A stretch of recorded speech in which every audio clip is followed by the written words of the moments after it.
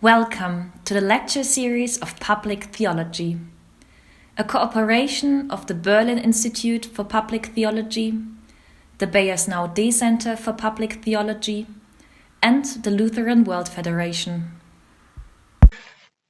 At the end of this talk, it will hopefully be clear that the question concerning the theology in public theology is both a very important question to ask and an impossible question to answer. In order to argue this, I will make 5 brief comments, all of them controversial and contested for very good reasons. So, first comment. It is notoriously difficult to agree on what public theology is, and for good reasons. In the rest of this lecture series, this will probably become clear in many ways. So this is the first comment.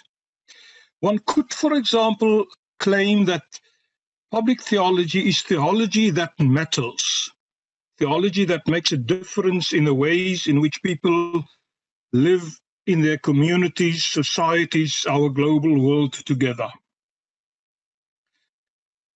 One then describes public theology by saying that it is all ways of doing theology that intentionally, deliberately, consciously want to make a difference to public life, hoping to contribute to human life together, striving to matter in our shared worlds. So one thereby then attempts to distinguish public theology from all kinds of theology that intentionally do not care about social, political, cultural, public life, for whatever reason. All kinds of theology, for example, that solely focus on the soul or spirituality or personal faith or liturgy or the church or whatever. However, it should be obvious that all these kinds of theology that intentionally do not care to matter in life do indeed matter. And very often they matter very much. Precisely by closing their eyes and by ignoring our life together in the world, they actually matter very much to what happens in the world. Dietrich Bonhoeffer famously warned about this when he argued that inactivity and the reluctance to take sides and to get involved and to make a difference, that all of this is already a form of action and of taking sides. And in this process, he said of the church in his time, with sadness, they had become silent witnesses of evil deeds, perhaps no longer of any use. Yet, even if one would focus, when we speak about public theology, on theology that intentionally matters, theology that deliberately hopes to make a difference to our common life together, then it is again possible to use very broad and inclusive descriptions of public theology on the one hand, or much narrower and more specific descriptions on the other. That is why many people prefer to exclude some forms of theology that most certainly do make a difference to life together from being legitimate public theology. They use narrower definitions in order to deliberately exclude other forms of theology that do matter, but that according to them should not qualify, should not count as public theology. So, was the justification of slavery by using the Bible public theology or not? is the use of the Bible and of theological arguments to propagate racism and nationalism and apartheid and white supremacy public theologies or not? Is the use of religious doctrines and theological arguments to defend patriarchy and sexism and classism and many other forms of oppression and exclusion and inequalities and injustice or not? There can, after all, be no doubt that all these forms of theology do indeed matter for public life and matter very much.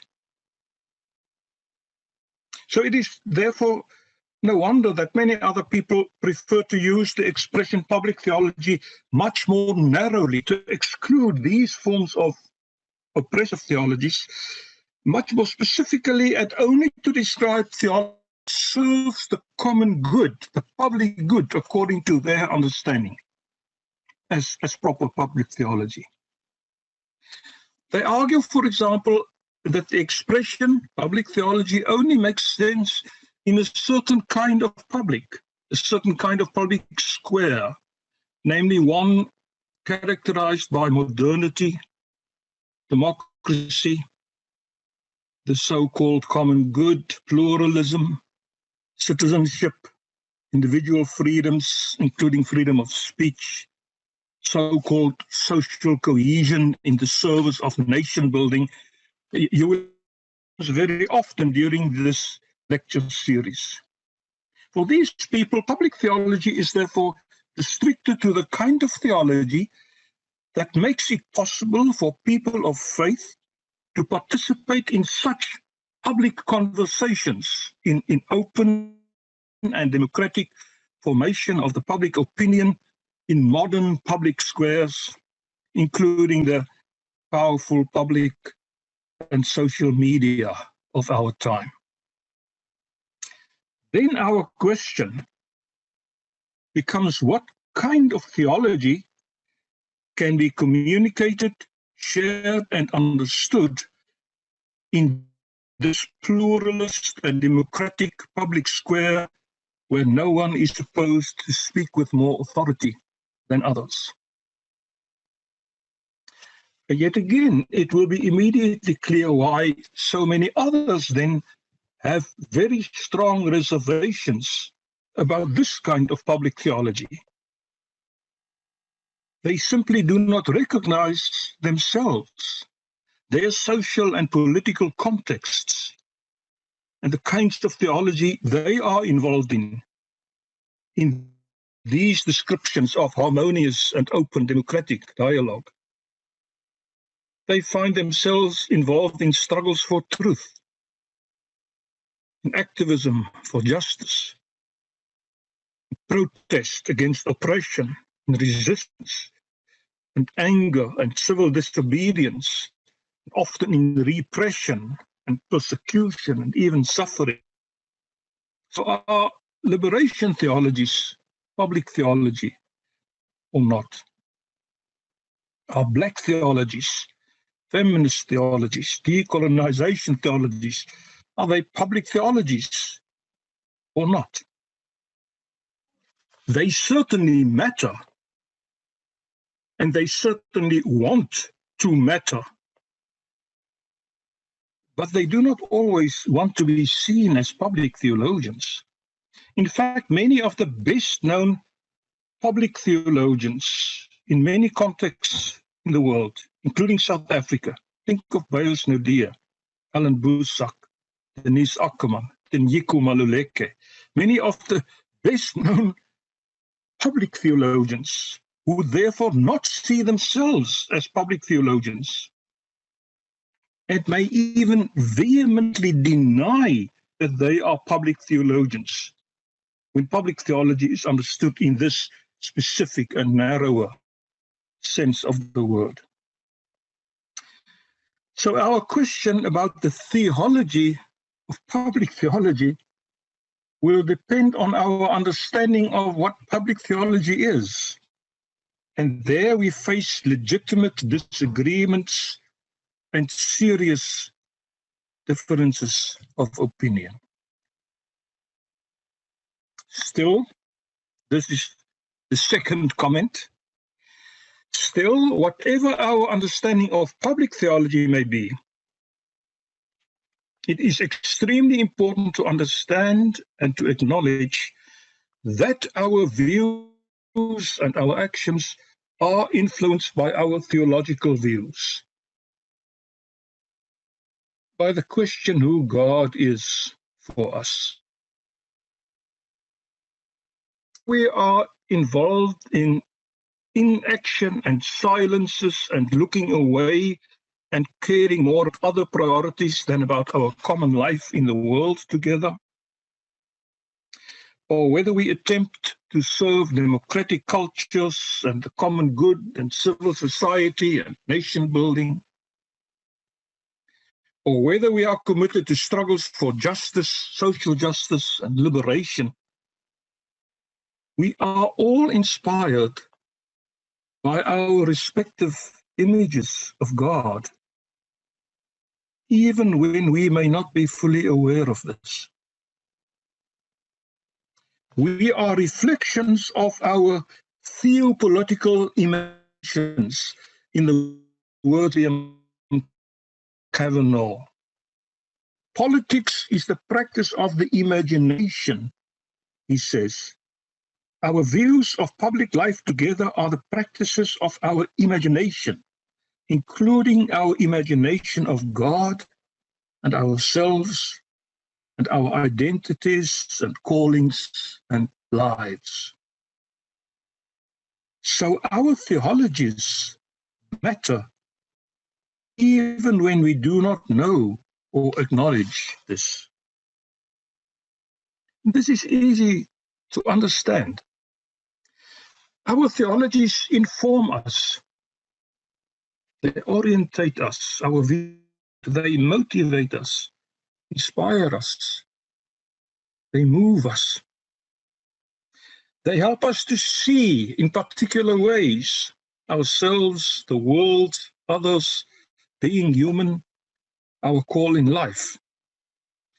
They help impact our perspectives, our convictions, our values, our priorities, our hopes. Many would go further and argue that what is even more crucial than the ways in which our theologies impact our thoughts are the ways in which the faith communities to which we belong impact our lives, our sense of belonging and our practices, our virtues, our cultures, our habits, our ways of being in the world, in ways of which we are not even aware. Our theological traditions and communities help form us into the kind of people who matter in the kinds of ways in which we matter, for better or for worse, in our community and society. Precisely for this reason, this is now the third comment, precisely for this reason, it is impossible to describe the theology of public theology. The theologies, the plural, the theopolitical imaginations, forming us to be the kinds of people we are simply far too rich and diverse and complex to reduce to any easy summary or description. The theology of public theology is as rich and complex as theology itself. This is why it is great that so many theologians from so many diverse backgrounds participate together in this series of lectures on public theology. This is why the Global Network for Public Theology encourages contextual and intercontextual work so much, and learn from one another There are so many ways of doing theology that matters.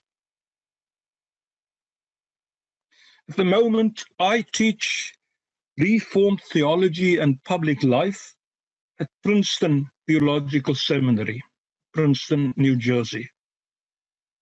I could, of course, speak about the rich and the complex Reformed faith traditions and how they mattered and still matter for our life together in the world in so many ways, at the same time liberating and enriching, as well as oppressive and terrible, as deeply ambiguous as probably most other faith traditions also are. This is what I do in all my courses, and that would have been an easy response to our question about the theology of public theology. But others from other contexts, from other traditions, would be able to tell their stories too. About 15 years ago, the ecumenical movement and the Vatican together organized an ecumenical study process called A Spirituality of Resistance.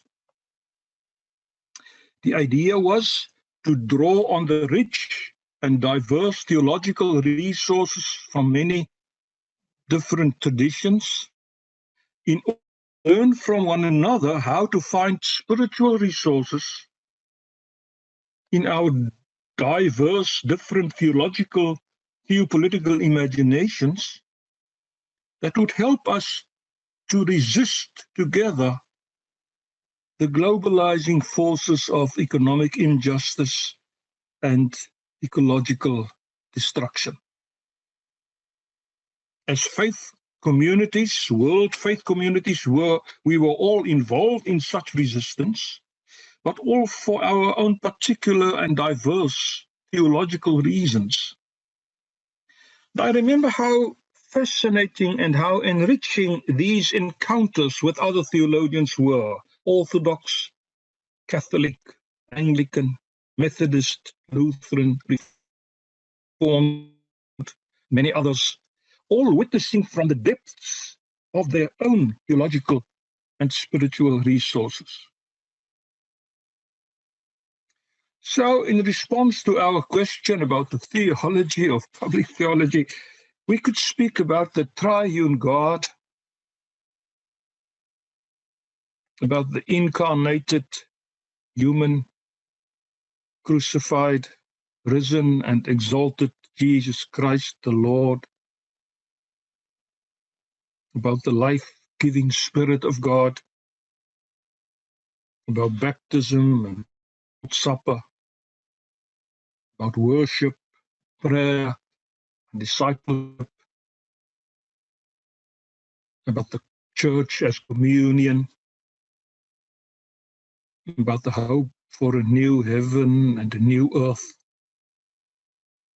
And every single word calls up many other words and associations and implications, all of them filled with cultural orientation and ethical direction and existential passion, all of them helping us to live lives that matter.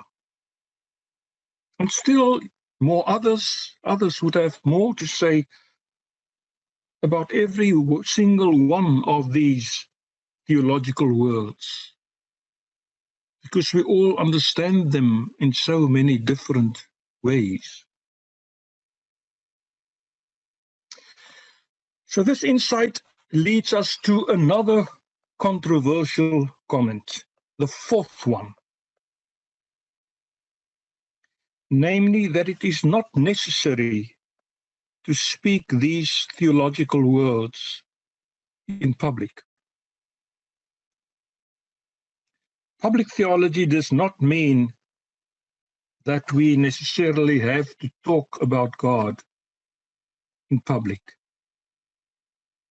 It could, of course, mean this. This is the element of truth and of importance in all confessional theology, in kairos theologies, in the public witness of the church, in the church learning to speak publicly, in the words of the ecumenical theologian Keith Clements. It could mean, at least in many places in our world, that the church learns to speak its language of faith publicly, so that others hear the theological language of the church and perhaps appreciate these thick descriptions of what the people of faith are. For example, about truth and reconciliation, South Africa's recent experience. Sometimes our faith language can contribute constructively to public reasoning. Sometimes that may be possible and even necessary. But it does not have to be like that. Again, not everyone will agree with this, but this may perhaps be one of the important insights of public theology as it developed over recent decades. It is also possible to speak and to embody, some prefer to say to translate, our theopolitical imagination in such ways that it matters, although we do not speak the language of faith publicly. In the South African context, Russell Botman, the former rector of Stellenbosch University and internationally known public intellectual and leading figure in tertiary education circles in Africa, Russell Botman remains a remarkable illustration of this kind of public theologian. He was the one that originally had of a Center for Public Theology, which eventually became the Beyers Naudé Center. Himself then became dean and vice rector and director, and never led the center himself. Nico Koopman did that from the beginning. So when Botman became a public figure, a rector and a public figure, he increasingly spoke less theologically in public. Still, all of us who knew him recognized his theopolitical imagination in everything he said and did. He himself called this his theological logic. His theological logic, the way he thought as a theologian, the way his theological views of God formed him and transformed him. His theological logic, his way of seeing the world, of understanding life, of dreaming a better future, of working for hope for the coming generations, all of this remained precisely the same. Although those who did not know him better, did not know him before, would not hear the theology in his voice and see the theology in his actions of hope that mattered so much. So against the background of all of this, a fifth and a final comment becomes of crucial importance. Although it may seem so impossible, it is indeed important to become increasingly aware of the theology in public theology. Our own public theologies and the public theologies of others, in order to discern the spirits together. The question given to me about the theology of public theology is an impossible question to answer, but an extremely important question to keep asking. It should by now be clear that not all public theologies are created equal. In spite of all the controversies and in spite of all the difficulties, it remains of critical importance that we increasingly will be able to say no together. Also no to theopolitical imaginations, to the theologics, no to the theologies that may be at work in ourselves and in others and in our world. Precisely because we have been and still remain complicit in silences, making us witnesses of evil deeds. We have to discern the spirits together. We have to learn to name and call out and unmask and be called out and be unmasked.